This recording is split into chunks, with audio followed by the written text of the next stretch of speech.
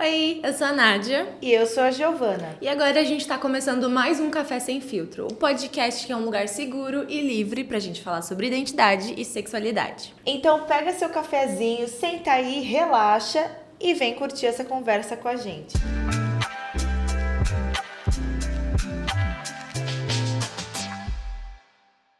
No episódio de hoje a gente vai bater um papo sobre a heteronormatividade e as convenções de gênero. Então a gente vai falar sobre o que são, da onde vieram e o que isso tem a ver com a gente. A gente vai descobrir hoje com a nossa queridíssima Érica Tinen. Olá, bem-vinda! A Érica, ela é sexóloga, terapeuta sexual, consultora de sexualidade e gestora de eventos femininos. Então vamos começar? Olá, bom bem-vinda, dia! Érica. Obrigada, Tudo bem? obrigada pelo convite. Vamos lá.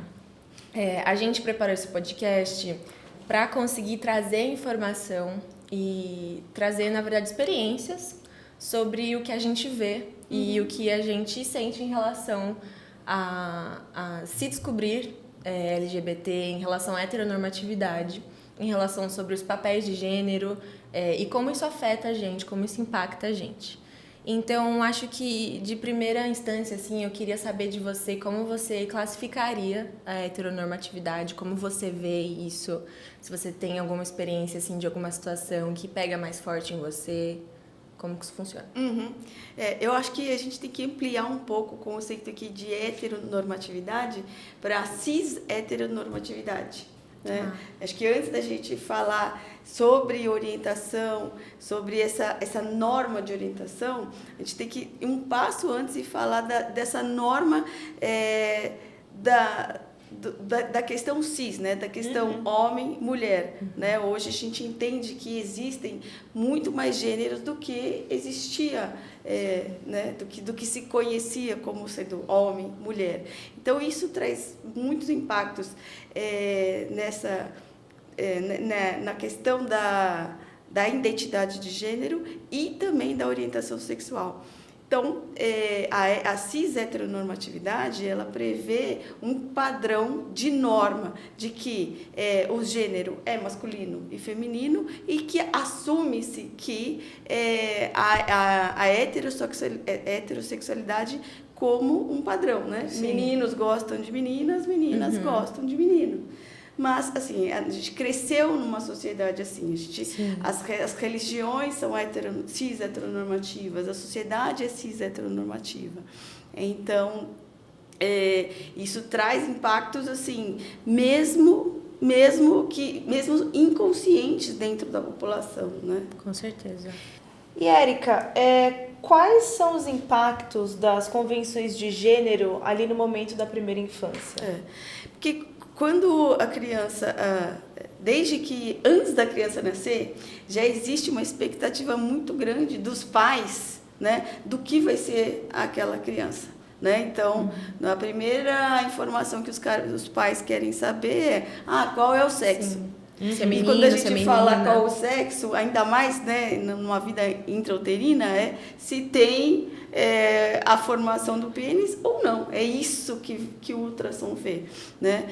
Então, já existe, os pais já criam uma série de expectativas. Já viveu a vida do filho, na verdade, antes do filho nascer. Sim. Já depositou nele toda uma série de ansiedades, expectativas. Sim. E de uma vida não vivida dele.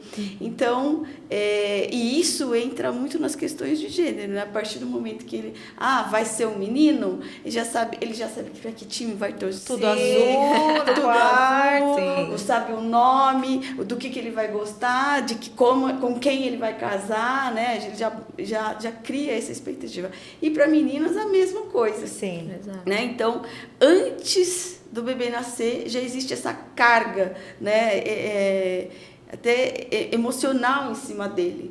E aí, quando já na primeira infância, a criança, ela hoje, né, a educação Hoje em dia, até que menos, né? Mas pelo menos na minha época, a educação era muito pautada nos papéis de gênero, Sim, né? sim. No que é uma menina, os papéis de uma menina, os papéis de um menino. Hoje, eu já enxergo, assim, uma abertura muito maior para uma criação independente de papéis de gênero. Sim, Sim. com certeza. Mas ainda, lógico, com certeza, assim, é um caminho muito longo ainda que tem que ser percorrido.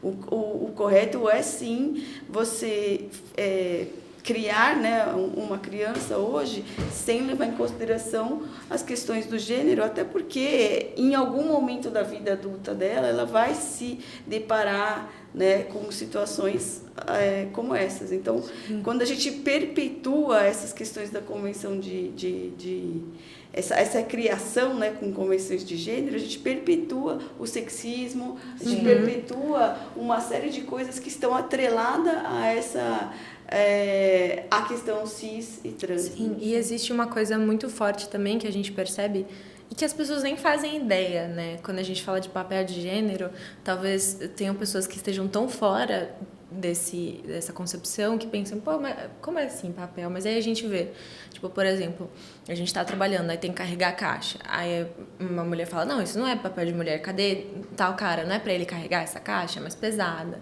Ou, por exemplo, não, por que esse cara tá, tipo, costurando e fazendo roupas e bordando? Uma mulher que faz isso. Não, mas por que esse cara tá sendo tão vaidoso, tá comprando produtos pra barba? Isso é coisa de menina. Então, a gente vê nessas coisas específicas que acho que tá tão enraizado, tão dentro da sociedade, que as pessoas nem percebem que elas estão praticando uma coisa que pode acabar sendo muito difícil de desmontar, assim. Então, por exemplo, quando os pais descobrem, fazem todo aquele chá de bebê para descobrir, isso, chá revelação, eles fazem chá revelação, e aí o cara fica bravo porque não é um menino, e aí não, porque se for uma menina eu já sei o que eu vou fazer e tudo mais. Então isso é muito louco, assim, como tantos fatores englobam isso, assim, a religião engloba muito isso, as tradições de cada cultura englobam muito isso, e a gente vive assim, né? Então, menina de cabelo curto é coisa de menino, só menino tem cabelo curto, e aí se você vê um menino com cabelo comprido é esquisito. Então, isso é muito forte, as pessoas não fazem nem ideia de como isso pega, né? Exatamente. Em cada ser humano, porque às vezes você, tipo, é um menino e você quer ter o cabelo comprido, porque simplesmente você quer, sabe? Então, isso é muito complicado, muito complicado. Na verdade, assim, essa questão de gênero, né, até da orientação sexual, isso já está dentro, isso faz parte, né, da nossa formação como sociedade, né? A gente está aqui, vamos falar em termos assim nacionais, né, no Brasil, são mais de 500 anos ali de história, Sim. que você não desconstrói de uma hora para outra, né? certeza. Não existe essa desconstrução de agora eu sou uma pessoa que não enxerga mais o gênero, ou uma pessoa que considera tudo normal, né? Tudo é aceitável. Não é muito complicado, é um processo. Hoje a gente vive um processo de transição e às vezes o que eu acho que é a palavra da vez é a intolerância. Sim. Né? É uma questão de choque de cultura, Com certeza, uma série nossa. de coisas. Com certeza. Eu acho que isso é muito legal que você falou sobre a questão da intolerância, porque ela fecha muitas portas, assim, entendeu? Sim. Ela fecha muitas portas e ela deixa uma visão muito vertical, assim, sobre como você cria seus filhos, sobre como você vive em sociedade. E eu acredito muito nessa desconstrução mesmo, sabe? Por exemplo, eu sempre vivi numa família muito intolerante, porque sempre foi muito religiosa. E mesmo se não fosse religiosa, ainda assim ia ser conservadora, porque são pessoas de lugares que mantêm uma tradição muito forte. Sim. Então, falar sobre isso aqui agora, algumas pessoas assistem e acham esquisito, não entendem a conversa, porque não vivem isso, porque estão tão enraizadas naquilo que não faz sentido. Exatamente. Eu via muito isso que a Nádia falou, porque eu estudei em colégio católico durante 13 anos, né, na minha vida, sempre, desde pequenininha até me formar. E na minha escola, assim, na minha época, pelo menos na época da minha irmã também, que minha irmã estudou na mesma escola, a gente não podia nem usar meia colorida. Assim, que as freiras já vinham falar comigo, você não pode, vai pra sala da diretora. Eu tinha e tenho ainda pessoas que eu conheço que nunca imaginariam ser quem são na minha época no colégio, né, com as pessoas que estudavam comigo, por questões de não querer serem elas mesmas e não querer mostrarem, porque elas sabiam que elas iam sofrer retaliação, que elas sabiam que elas iam ser julgadas, que elas iam, infelizmente, às vezes poderiam ser agredidas expulsas, também, né? Expulsas do meu casa. colégio, Pois é. porque não só do colégio de casa também, Sim. né? Então, é uma coisa muito difícil, e eu queria que você comentasse, assim, para o adolescente que está assistindo a gente, que sente isso, que sente que ele está preso, que sente que ele está em dúvida, que ele quer se mostrar, mas ele tem medo. Qual que é o seu conselho para esse adolescente? É assim, a adolescência é um momento muito delicado na vida de qualquer pessoa, Sim, né? com Todo mundo que certeza. já passou pela adolescência sabe as dores, né, que a gente teve, né, o sofrimento, e não só em relação à orientação sexual ou à identidade de gênero, em relação a Tudo. várias. Tem os hormônios, Tudo, a flor da né? pele. Então, imagina questões que são complicadas, né, na questão de aceitação dentro do ambiente familiar ou dentro do ambiente escolar, né, no meio, né, de convivência dele. Então, aquilo que eu falei antes, né, a questão da intolerância. Isso serve para os dois lados. Sim. Com certeza. Né? Porque, por exemplo, o adolescente tem essa questão, né, da rebeldia, né, de querer se impor, né, de achar que tem todos os direitos do mundo e nenhum dever. Né? Acho que a primeira questão, eu costumo muito olhar o lado dos pais. Né? Fazer um trabalho de desconstrução com os pais. Sim. Né? E o que eu tento colocar para o adolescente é que os nossos, por exemplo, os nossos bisavós, os nossos avós tiveram a mesma vida. Né? A vida é muito parecida. Né? As preocupações eram as mesmas, a situação era a mesma. Os nossos pais já tiveram uma vida diferente dos nossos avós. Sim. Né? Foi um processo ali de transição que a vida não é a mesma, então a perspectiva não é a mesma. E a gente percebe muitos pais traumatizados, né? Exato. Hoje. A nossa vida já é completamente diferente dos nossos pais. Né? Muito diferente. Né? A perspectiva nossa é completamente diferente. Meu pai tem 82 anos, ele vai fazer. A minha vida é completamente diferente do que foi a dele. Sim. E é da minha sobrinha, hoje eu tenho 49, minha sobrinha tem 15, a perspectiva dela Com certeza. completamente diferente. Com certeza. Totalmente diferente. Então, só que devido o crescimento da expectativa de vida e por questões econômicas aqui no Brasil, essas famílias, elas, todas essas gerações convivem e às vezes até no mesmo ambiente, dentro da mesma casa. Né? Então é um choque de gerações muito grande. Né? Então, às vezes, o adolescente tem aquela questão de eu sou assim, eu quero ser assim. E ele tem que entender que ele vive na bolha dele, mas os pais, os avós, vivem na bolha deles. Exatamente. Né? Então, querer forçar uma situação, querer colocar a opinião sem entender, né? E às vezes achar que é só uma questão de meus pais são isso, meus avós são aquilo, e não entender a perspectiva deles. Sim, às vezes se colocar no nosso lugar de adolescente, no nosso caso de, tipo, recém-adultas, assim, e pensar, tipo, pô, tá bom, ok, eu tenho isso como verdade, mas até onde saudável entrar no conflito com os meus pais, que já viveram muito mais que eu, e que já têm os seus 50 anos. Então, são 50 anos de uma cabeça formada perto de uma de 20, de uma de 15, 16. Então, às vezes, a gente... É uma coisa que eu gostaria de saber antes, né? Tipo, quais os momentos seguros pra gente... Seguros não, saudáveis pra gente bater de frente com isso, pra gente pensar, poxa, eu com 13 anos eu vou falar pro meu pai que eu sou gay, eu vou falar pra minha mãe que eu sou gay. Às vezes a gente precisa falar porque a gente precisa se mostrar, isso é uma coisa do adolescente, mas não só em se assumir, né, porque isso é uma coisa muito mais delicada, mas no jeito que a gente até onde é saudável a gente bater de frente com os nossos pais que não vão entender. Nem sempre pai vai entender, nem sempre mãe vai entender. Porque a gente não tem como obrigar um outro ser humano. A gente vê muito pai e mãe como pai e mãe. Sim. São poucos momentos da vida que a gente tira eles desse lugar e vê como um ser humano também, igual a gente. Eu acho muito interessante também isso que você falou dos conflitos geracionais, porque quando eu era mais nova, eu batia muito de frente com os meus pais. Muito diferente. Porque eu não sabia falar com eles e eles não sabiam falar comigo.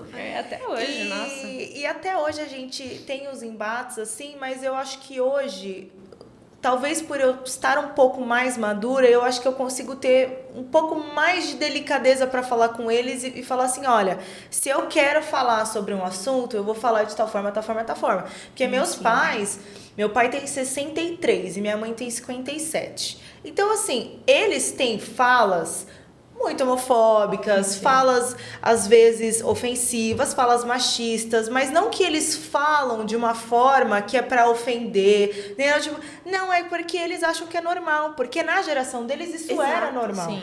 Então eles não vêm... Cis-heteronormatividade. Então eles não vêm... Cresceram dessa forma, a educação foi assim. Sim. Então eles têm... É um trabalho de desconstrução que algumas pessoas vão conseguir, outras não. Exatamente. E acho que também... não é por maldade, né? Não é por essa questão, é a questão de que ela foi criada daquele jeito, ela tem essa mentalidade e ela às vezes tem atitudes consideradas homofóbicas, né? LGBT-fóbicas e na verdade para ela não está fazendo com a intenção de agredir alguém, né? Aquilo simplesmente está dentro da forma como aquela pessoa foi criada. Sim. Érica, então quando a gente trata de educação sexual para adolescentes, né, qual que é a importância da gente também trazer a discussão para os relacionamentos e os relacionamentos LGBTQIAP+. Então, hoje a educação sexual ela está muito pautada na cis-heteronormatividade, né? E muito na questão do sexo enquanto problema. Sim. Enquanto problemas a serem evitados, né? Que é basicamente ISTs e gravidez. Então, fala-se muito da iniciação da vida sexual, sobre camisinha, sobre como evitar uma gravidez, né? Sobre coloca-se muito medo em cima, né? Dessa, como se fosse uma mudança na vida, assim, olha, agora você vai começar a sua vida sexual, você tem que se preocupar com isso. E pouco se fala sobre a educação para a afetividade, né? Que o sexo ela está relacionado ao amor, está relacionado a uma relação de confiança com alguém, a um desejo, e essa parte que não é exatamente, né? Uma vontade corporal, uma coisa mais do ser humano, assim. A gente fala-se muito na questão de hormônio, né? Dali dos impulsos sexuais e o que deve ser contido, mas não fala da responsabilidade de um relacionamento, né? O que por exemplo, um compromisso, o que é traição, o que é considerado traição, o que não é considerado traição, dos acordos e como que se cria, né, um ambiente favorável para que a iniciação sexual do adolescente seja confortável, seja prazeroso, mas também não seja, né, nada traumático. Exatamente. Né? E eu acho muito importante isso, porque cria-se uma pressão muito grande. Sim, né? Quando certeza. a gente é novo, quando a gente é adolescente, certeza. de beijar, de ficar com as pessoas, de transar. E muitas vezes você não está preparado para isso. Eu falo isso abertamente, não tem problema de falar. Eu dei meu primeiro beijo com 18 anos e perdi minha virgindade com 19. Porque foi quando eu me senti confortável. Antes eu não me sentia confortável. Eu tinha sérios problemas de ansiedade e comigo mesma, né? De autoestima, mas lógico, pelo lugar onde eu tava, né?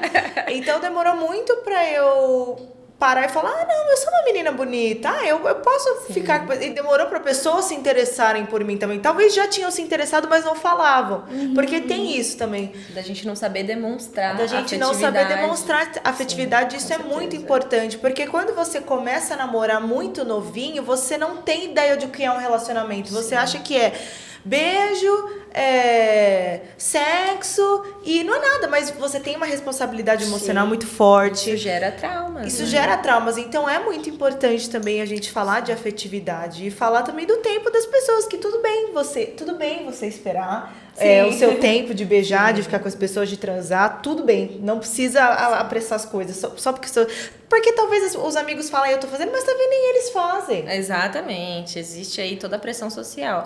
Eu acho que a gente pode finalizar esse podcast. A gente já deu várias finalizações muito bonitas, assim, mas eu queria ouvir de você, Érica, algum conselho que você pode dar para adolescentes que estão entrando nessa vida sexual, como eles podem buscar mais pela afetividade, assim, como eles podem buscar por educação sexual de uma forma mais saudável, de uma forma mais segura, sem que eles se sintam culpados ou pressionados, enfim. Exato. Eu acho que isso começa em casa, né? Se existe um apoio familiar que dê esse conforto para ele, de mostrar, né, essa questão da afetividade. Assim, a gente vive muito assim, né, por exemplos daquilo que a gente vê em casa, por né? modelos, né? Por modelos, né? Então, ter um ambiente familiar propício, né, que gere esse modelo. O problema é que hoje em dia as relações são muito superficiais, até os próprios casamentos, antes que duravam 30, 40, 50 ou a vida toda, hoje em dia não tem mais. Então, assim, ter esses modelos está cada vez mais difícil.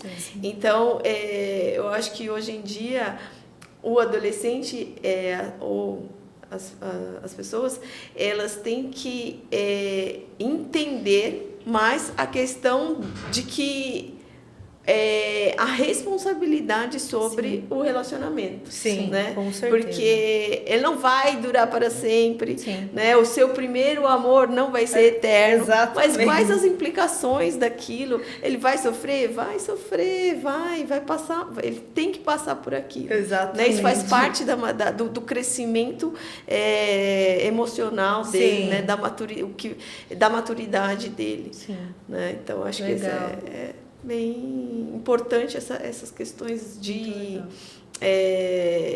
essas conversas, né?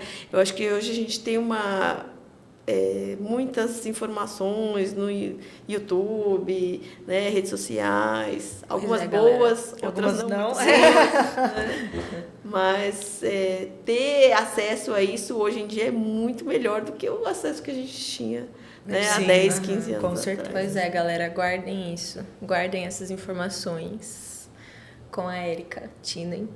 E estamos finalizando por aqui. Muito obrigada, Érica. Muito obrigada por esse papo maravilhoso. E a gente se vê no próximo Café Sem Filtro. Muito obrigada. Um beijo. Tchau, gente. Tchau. Até mais.